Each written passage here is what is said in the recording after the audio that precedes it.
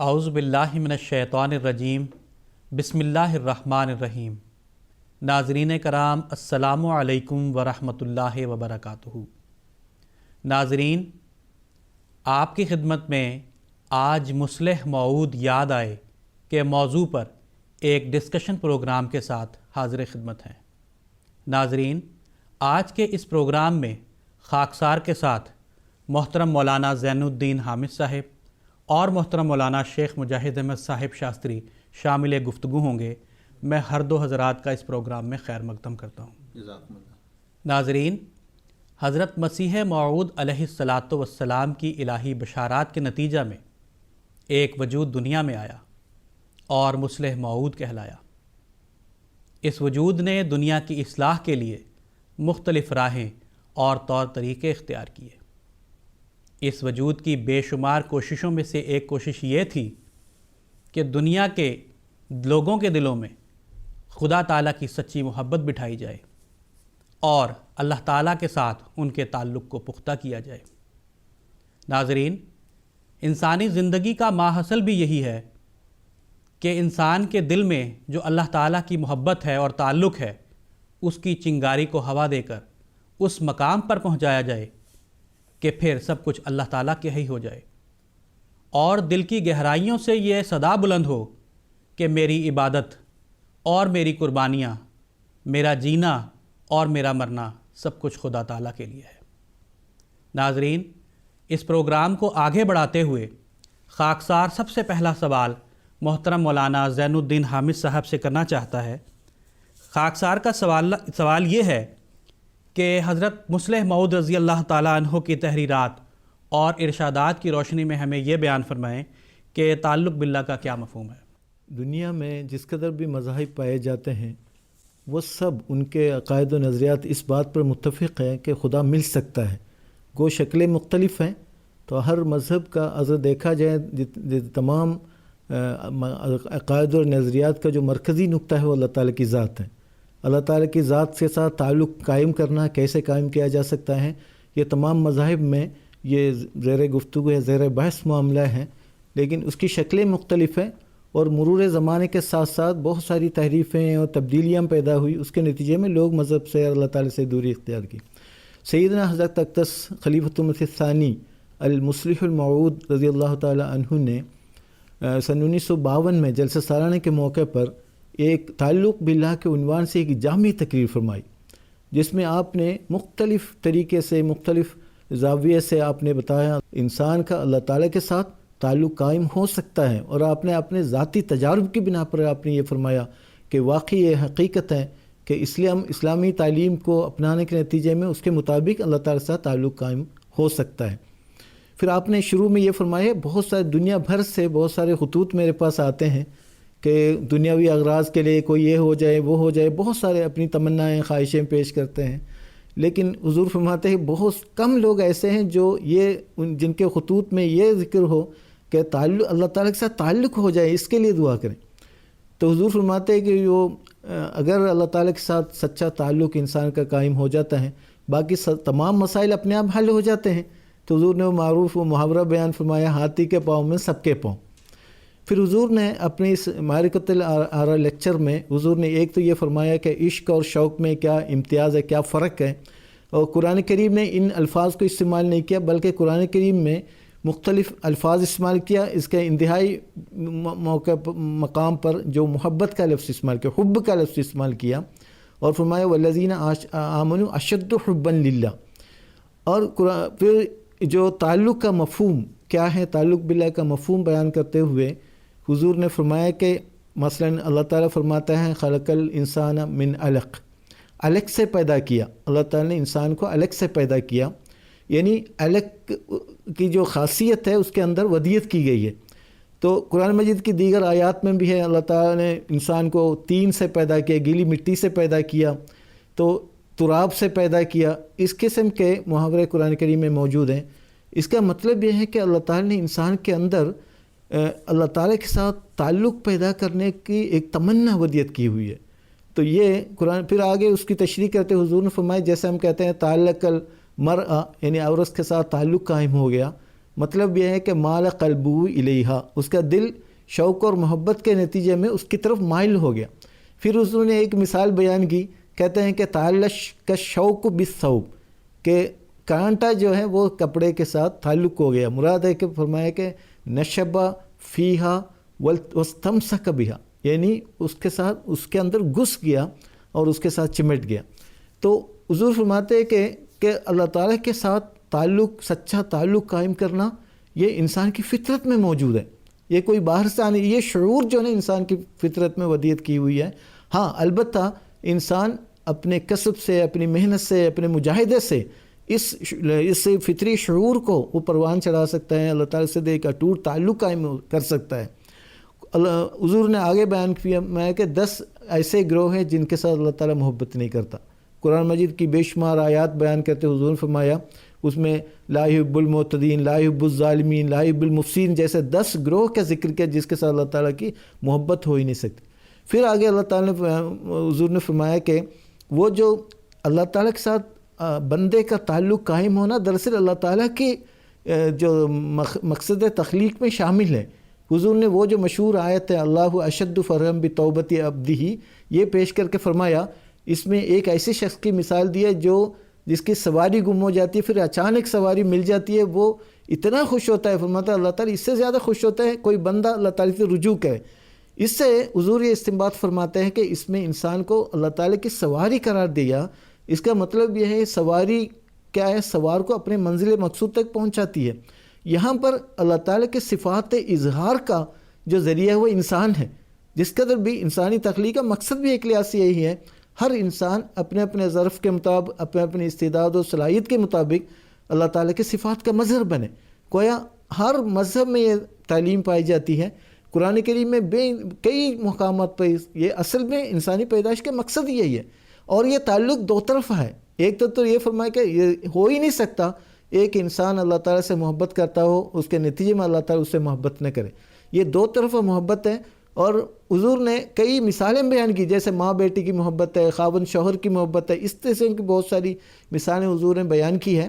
یہ دو طرفہ محبت ہوتی ہے بعد میں، تو اس کے وہ اسی طرح اللہ تعالیٰ کے ساتھ جیسے یہاں فرمایا اللہ اشد فرحا بتوبت عبدہ، دوسری طرف فرمایا والذین آمنوا اشد حبا للہ، مومن اللہ تعالیٰ کے ساتھ شدید محبت کرتا ہے۔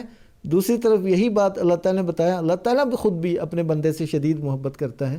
تو یہ دو طرفہ تعلقات ہیں۔ حضرت اقدس مسلم موعود رضی اللہ تعالیٰ عنہ نے اپنی اس لیکچر میں بہت تفصیل کے ساتھ بیان کیا، آگے بہت ساری باتیں ایسے بیان کی جس کے نتیجے میں انسان اللہ تعالیٰ کی محبت حاصل کر سکتا ہے۔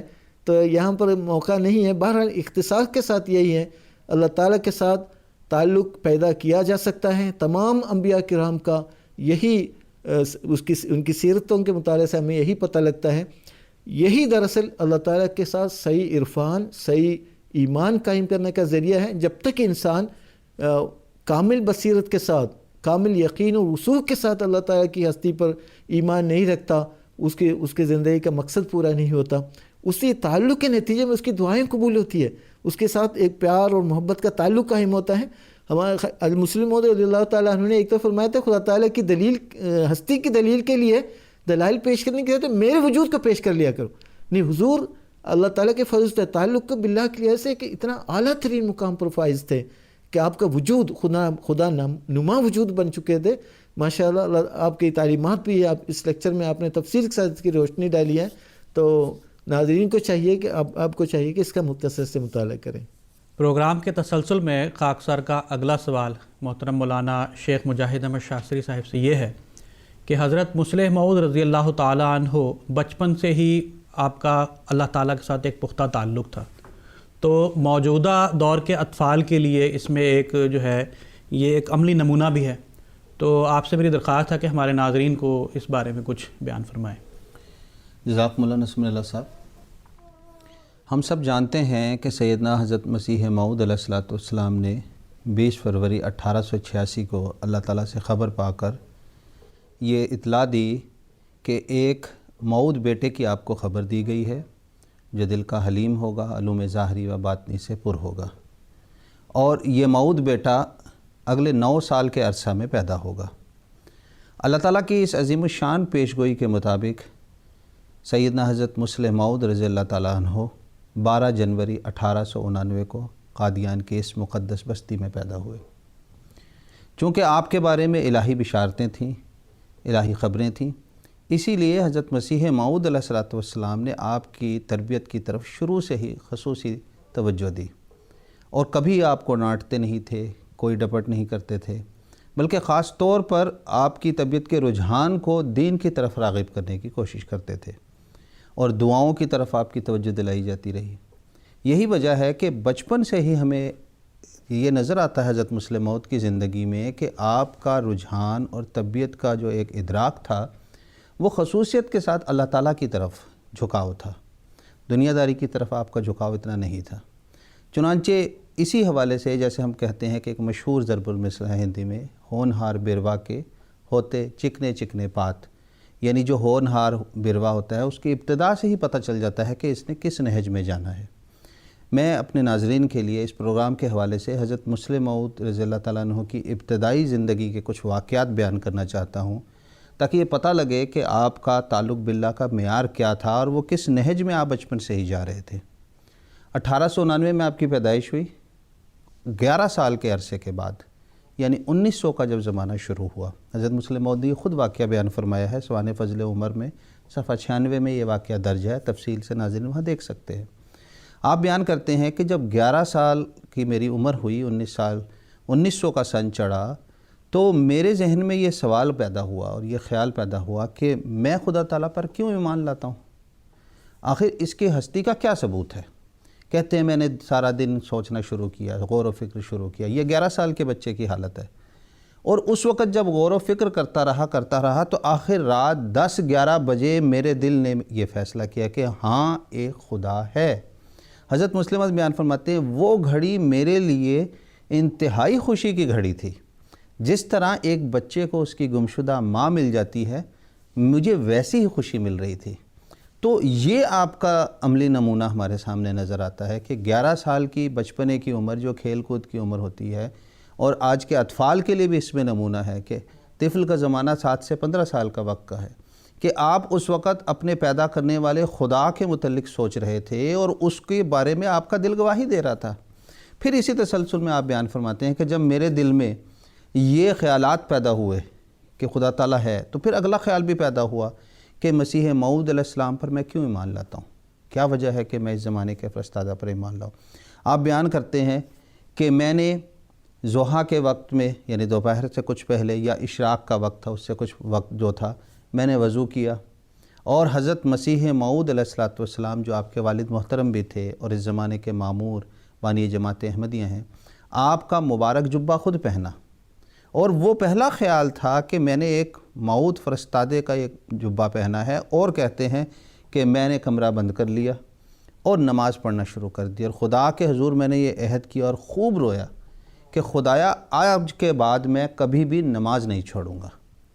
تو یہ آپ کا وہ نمونہ تھا جو آج ہم سب کے لیے نمونہ ہے، اور خصوصیت کے ساتھ طفل کے لیے، اطفال کے لیے، کہ وہ بچپنے کی عمر میں ہی ان نمونے پہ انہیں قائم ہونا چاہیے کہ جہاں خدا تعالیٰ کی ہستی کے ادراک پر غور و فکر کریں، وہاں اس ذریعہ کو استقامت کے ساتھ پکڑ لیں، یعنی نماز کو، جس پر چلتے ہوئے وہ خدا تعالیٰ کو پا سکتے ہیں۔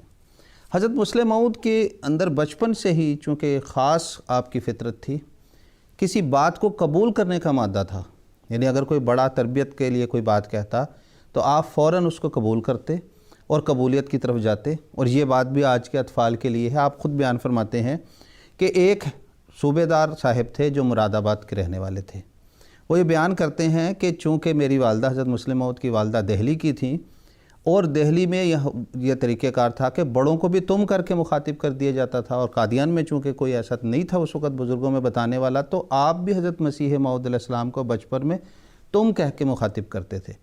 مقدمہ گرداسپور کے وقت کی بات ہے کہ حضرت مسیح موعود علیہ السلام کو حضرت مسلح موعود نے تم کر کے مخاطب کیا، تو صوبے دار صاحب جو مراد آباد کے تھے ان کو علیحدہ لے گئے۔ یہ 1904 کے قریب کا یہ واقعہ ہے۔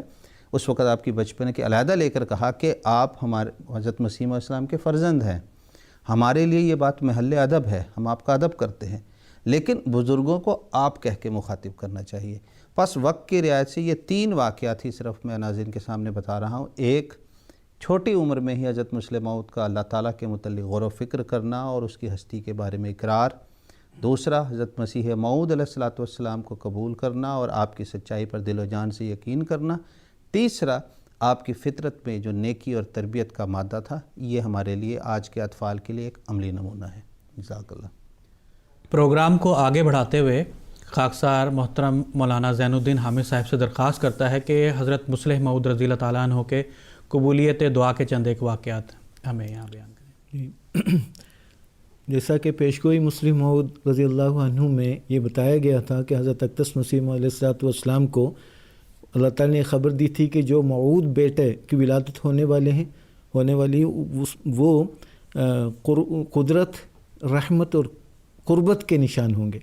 تو چنانچہ حضرت مسلم موعود رضی اللہ تعالیٰ عنہ کی ساری زندگی اس بات کی گواہی دیتی ہے کہ آپ واقعی قرب الہی کے لحاظ سے بھی اور رحمت کے لحاظ سے بھی اور قدرت کے لحاظ سے بھی آپ کی سیرت کے جو بہت سارے ایسے واقعات ہیں، واقعی وہ ان پیشگوئیوں کی وجہ سے کہ آپ نہایت مستجاب الدعوات وجود تھے، یعنی آپ کی ہزارہ دعائیں قبول ہوئی، اس کے لیے ایک دنیا گواہ ہے۔ بہت سارے واقعات ہیں جو سلسلے کے اخبار میں طبع شدہ ہیں، اور بہت سارے ایسے ہیں جو زبانی نسل در نسل جو ہے نا چلتے چلے آ رہے ایسے واقعات بھی ہیں۔ اس قدر ایسے واقعات پوری دنیا میں جو خلافت سے وابستہ لوگ ہیں وہ ہر کوئی یہ محسوس کرتے آ رہے ہیں اور سب کو معلوم ہے۔ کوئی بھی احمدی اب دیکھ لیں خلیفہ وقت کی دعاؤں کی کہ کچھ نہ کچھ واقعات ان کے سامنے موجود ہوتے ہیں، وہ گزر چکے ہوتے ہیں، ان میں سے وہ صاحب تجربے ہوتے ہیں۔ تو حضور خود دعا کے فلسفے کے متعلق بیان کرتے ہوئے فرمایا ایک جگہ پر منصب خلافت میں، فرمایا کہ اللہ تعالیٰ جب کسی کو منصب خلافت پر سرفراز کرتا ہے تو اس کی دعاؤں کی قبولیت بڑھا دیتا ہے، کیونکہ اگر ان کی دعائیں قبول نہ ہوں تو پھر اس کے اپنے انتخاب کی حد تک ہوتی ہے۔ یہ منصب خلافت صفحہ نمبر 32۔ چنانچہ قبولیت دعا کے اعجازی نشانات ہر دور خلافت میں ایک نمایاں شان کے ساتھ ظاہر ہوتے رہے ہیں، اور سیدنا حضرت مسلم موعود اللہ عنہ کے زمانے خلافت میں بھی بے شمار ایسے واقعات ہمیں ملتے ہیں، اور مطلب بظاہر نامساعد دنیاوی حالات میں کس طرح حضور کی دعاؤں کے نتیجے میں جو ہے نا وہ بیمار شفا پاتے ہیں، اور بہت ساری ایسے مراحل سے انسان گزرتے ہیں جو انسان کی مایوسی جو ہے نا امیدوں میں بدل جاتی ہیں۔ تو اللہ تعالیٰ سے دعا کا قبول ہونا دراصل اللہ تعالیٰ کے ساتھ زندہ تعلق کی ایک عملی شہادت بھی ہے، ایک لحاظ سے ایک عملی نمونہ ہے۔ جس کی دعائیں زیادہ قبول ہوتی ہے اس کا مطلب ہے کہ اللہ تعالیٰ کے ساتھ ان کا ایک خاص تعلق موجود ہے۔ حضرت مسلم موعود کے قبولیت دعا کے ایک آدھ واقعہ میں اس موقع کی مناسبت سے بیان کرنا چاہوں گا وقت کے مطابق۔ ایک تو کہ حضرت مولانا غلام رسول صاحب ریاض کی حیات قدسی میں رقم طراز ہیں 1943 کا واقعہ ہے کہ میں تب محرکہ میں سخت بیمار ہو گیا بخار میں، اور علاج کے باوجود بخار میں دن بدن زیادتی ہوتی گئی۔ 1 ماہ گزرنے کے باوجود میرا بخار نہ اترا، بخار کے ساتھ ہی اسہال بھی شروع ہو گئے۔ ضعف اور کمزوری کی وجہ سے میں اکثر بے ہوش رہتا، یہاں تک کہ ایک دن غلطی سے میری موت کی افواہ بھی شہر میں پھیل گئی۔ حضرت میر محمد اسحاق صاحب رضی اللہ عنہ نے جب میری حالت نازک دیکھی تو آپ سیدنا حضرت خلیفۃ الثانی ایدہ اللہ تعالیٰ کے حضور ڈلہوزی پہنچے اور اس حقیر خادم کے لیے درخواست دعا کی۔ حضور ایدہ اللہ تعالیٰ نے فرمایا کہ ہم سب مول صاحب کی صحت کے لیے دعائیں کر رہے ہیں۔ چنانچہ سیدنا حضرت خلیفۃ الثانی ایدہ اللہ تعالیٰ اور آپ کے اہل بیت کی دردمندانہ دعائیں اللہ تعالیٰ کے خاص فضل کو کھینچنے کا باعث بنی اور میں روبہ صحت ہونے لگا۔ یہ حیات قدسی حصہ 4 صفحہ 27۔ اسی طرح ایک اور واقعہ مولانا غلام رسول راجگی ہی بیان کرتے ہیں کہ یہ بھی ماخوذ حیات قدسی صفحہ نمبر 268 اور 69 سے لیا گیا ہے۔ فرمایا کہ میں نے قادیان میں اپنے ایک مکان بنوایا اور مکان بنوانے کے لیے بعض احباب سے قرض لیا، تو میں پریشان تھا اور چاہتا تھا کہ یہ قرض جلد اتر جائے۔ چنانچہ میں نے رمضان المبارک کے مہینے میں خصوصیت سے قرض کی ادائیگی کی بابت دعا شروع کی۔ جب دعا کرتے 8واں دن ہوا تو اللہ تعالیٰ میرے ساتھ ہم کلام ہوا، اور اس پیارے محبوب مولا نے مجھ سے ان الفاظ میں کلام فرمایا، اگر تو چاہتا ہے کہ تیرا قرضہ جلد اتر جائے تو خلیفۃ المسیح کی دعاؤں کو بھی شامل کرا لے۔ اس کے بعد جلد معجزانہ رنگ میں یہ قرض اتر گیا۔ ایک اور واقعہ وقت مناسبت سے پیش کرتا ہوں۔ مکرم محمد عمر بشیر صاحب تعریف فرماتے ہیں، یہ 1945 کا واقعہ ہے کہ حضرت مصلح موعود کراچی تشریف فرما تھے۔ ان دنوں میرے والدین بھی ڈھاکہ سے کراچی آئے ہوئے تھے۔ حضور سے ملاقات کا شرف حاصل کیا۔ میرے والد صاحب کو گلے میں کئی دنوں سے سخت تکلیف تھی۔ وہاں کے احمدی اور غیر احمدی معروف ڈاکٹروں کو دکھایا۔ ہر ایک نے اس تکلیف اور تشویش کا اظہار کیا اور کہا کہ آپریشن کے بغیر کوئی علاج نہیں ہے اور آپریشن بھی کم کامیاب ہوتا ہے۔ اس سے ہمیں سخت فکر لاحق ہوئی۔ ہم حضور کی خدمت میں حاضر ہوئے اور دعا کی درخواست کی۔ حضور نے فرمایا اچھا میں دعا کروں گا۔ والدہ صاحبہ نے اسی وقت حضور سے کہا کہ حضور ان کو یہاں تکلیف ہے۔ حضور نے جب نظر اٹھائی اور گلے کو دیکھا تو والدہ صاحبہ کہنے لگی حضور ابھی دعا کریں۔ حضور مسکرا دیے اور دعا کی۔ خدا شاہد ہے کہ اسی وقت حضور نے توجہ فرمائی اور ابھی والدہ صاحبہ اور والد صاحب حضور کی کوٹھی سے باہر گئے ہی تھے کہ والد صاحب کہنے لگے کہ مجھے آرام محسوس ہوتا ہے، اور جب گلے پر ہاتھ رکھ کر دیکھا تو نہ وہاں گلٹی تھی نہ ہی درد تھا۔ یہ روزنامہ الفضل مورخہ 19 اپریل 1966 میں شائع شدہ ہے۔ تو بہرحال بہت سارے واقعات اس سلسلے کے اخبار و رسائل میں طبع شدہ ہیں، اور ناظرین انشاءاللہ وہاں پر بھی مطالعہ کر سکتے ہیں۔ جی، خاکسار کا اگلا سوال محترم مولانا شیخ مجاہد احمد صاحب شاستری سے یہ ہے کہ حضرت مصلح موعود رضی اللہ تعالی عنہ نے محبت الہی حاصل کرنے کے جو ذرائع بیان فرمائے ہیں، مہربانی کر کے۔ انسان کی زندگی کا بنیادی مقصد اللہ تعالیٰ کی عبادت اور اس کی محبت کا حصول ہے، اور ایک مومن کی زندگی میں تو اللہ تعالیٰ کی ذات اور وحدانیت پہ کامل یقین ہی اس ایک مرکزی نقطہ ہوتا ہے۔ پھر اللہ تعالیٰ کی جو محبت ہے وہ مومن کے لیے ایک روحانی غذا ہوتی ہے۔ جیسے جیسے خدا تعالیٰ کی محبت میں ایک شخص بڑھتا ہے، اس کا ایمان بھی بڑھتا چلا جاتا ہے اور وہ روحانیت کے لحاظ سے مضبوط بھی ہوتا چلا جاتا ہے۔ لہٰذا یہ ایک ایسا وسیع مضمون ہے کہ اس کو مختصر الفاظ میں بھی بیان کیا جائے تو بھی حق ادا نہیں ہو سکتا۔ یہ مضمون یعنی محبت الہی حاصل کرنے کے ذرائع کیا ہیں؟ کس کی محبت؟ اللہ تعالیٰ کی محبت۔ اللہ تعالیٰ اپنی ذات میں غیر محدود ہے، اس کا کوئی احاطہ نہیں، تو اس کی محبت حاصل کرنے کے بھی جو ذرائع ہیں وہ بھی غیر محدود ہیں، یعنی کوئی ایک کو نہیں ہم انحصار کر سکتے۔